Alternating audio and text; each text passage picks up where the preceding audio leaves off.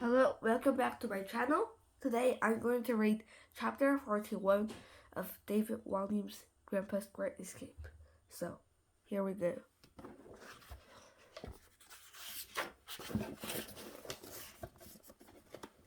JollyGood show. Come down in an orderly fashion, ordered Grandpa, one at a time, please.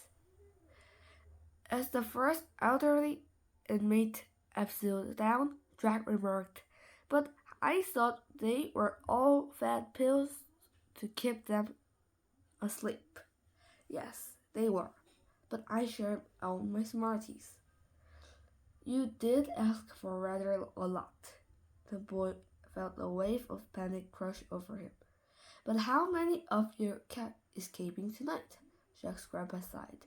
"I hardly need to remind you, squadron leader, that is every British prisoner of war's duty escape." "All of them? Every last one. Put the kettle on, Mr. Crunchell. We'll be home at tea time." As elderly person reached the ground, Grandpa saluted them, and they took off their nightwear to reveal their civilian clothes underneath. "Good evening, Major," said Grandpa to all gentlemen sporting a ruddy nose and a monocle. Jack recognized him from his visit on Sunday. "Lovely night for a breakout, Wing Commander," replied the man. Grandpa saluted the all-masked old chap to come down the row of Kinnickers. "Good evening, Rear Admiral," he said. "Evening, Bunting. Jolly good show on the escape," replied the Rear Admiral, who once must have been very high up in the Navy. He was the man from the living room the day before, the one with the hearing aid that whistled so loudly it made everyone else deaf. "Oh, thank you, sir. Be sure to come and have a glass of bubbly aboard the ship with me to celebrate it when it's all over." "Be delighted to," replied good Grandpa. "Good night and good luck." "Good luck to you too. So it's this way to the world, is this?" Went on the Rear Admiral in no apparent rush to escape. Jack pinched in. "Yes, sir, just climb up the overhanging branch of the willow tree and you can get out the way." Right. It'll just take a stroll over then," replied the Rear Admiral. "See you on the other side." With that, he saluted the boy and began to climb the pipe.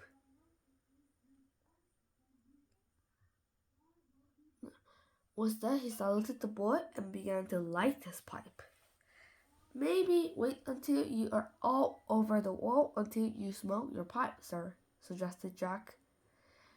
"You don't want to attract the searchlights." No, of course not. Silly of me," agreed the old chap as he put the pipe back into his pocket and stepped out into the darkness.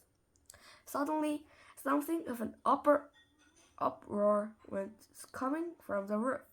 The final escape. The large lady Jack had spied yesterday in the living room and must become stuck in the hatch. Now she was calling down for help. "I am stuck, Wing Commander," she cried. "Oh no," sighed Grandpa. "It's the trifle. She must be one of the WAFs. Women's Auxiliary Air Force," replied the boy. "Yes, but instead of mapping out the enemy's position, she has been at the cakes. I should have known she wouldn't make it through that little hatch. Squadron leader, you stay here. I am going to be back up," he announced. "No, sir," replied Jack definitely. It's too dangerous. I am coming with you. Grandpa smiled at the young man. That's the spirit, squadron leader. With that, the pair began climbing back the rope of kindergartens to the roof. It's much harder going up, said the old man. By now, the cannon edge had been stretched to very nearly breaking point. Seeing all the trips in the silk on the way up, Jack wasn't convinced it was going to take Miss Trifle's weight on the way down. But there was no plan B. Of course there is plan B. It's just going, except for Miss Trifle. But anyway, they would have to try. Finally, the pair managed to hoist themselves up on the roof. Jack and his grandfather stood looking at struck Miss Trifle and pondered what to do. One arm each, I think, said Grandpa confidently, as if he was an expert in extracting large women from small hatches. This is most undignified, announced the elderly lady. Mrs. Trifle was frightfully posh, and I need to use the powder room. The what? Asked Jack.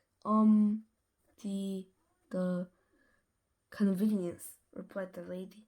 The what? The boy had no idea what she was talking about. The the commode. Sorry, I don't know what you're talking about. I am bursting for the bug, shouted Mrs. Trifle angrily.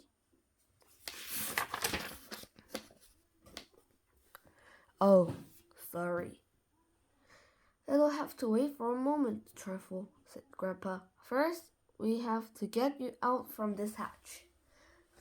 Yes, if you wouldn't mind. Her tone was sarcastic, as if it was all Grandpa's fault.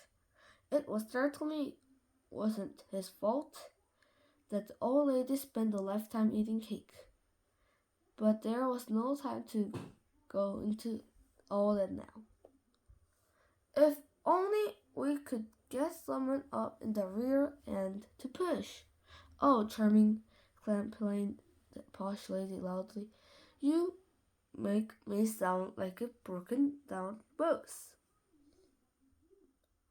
If you could keep it down, please, madam, whispered Grandpa. You will alert the guards.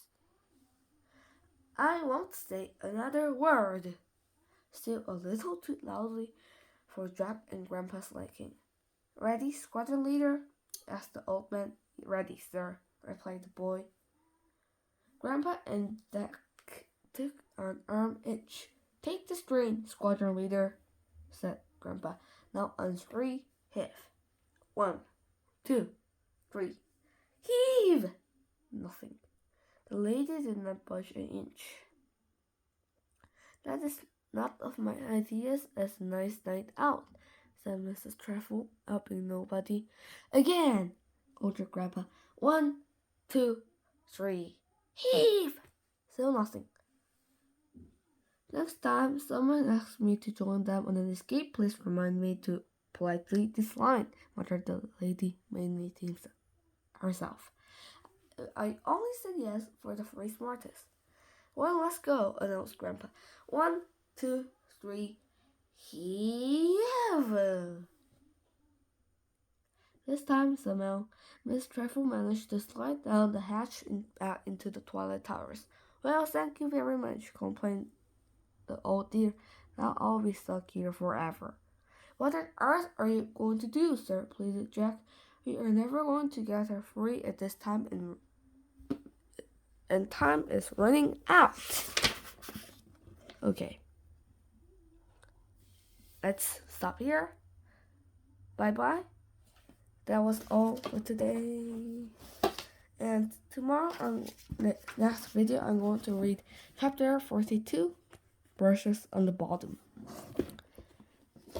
of David Walliams' Grandpa's Great Escape. It's a very fun book. Bye bye.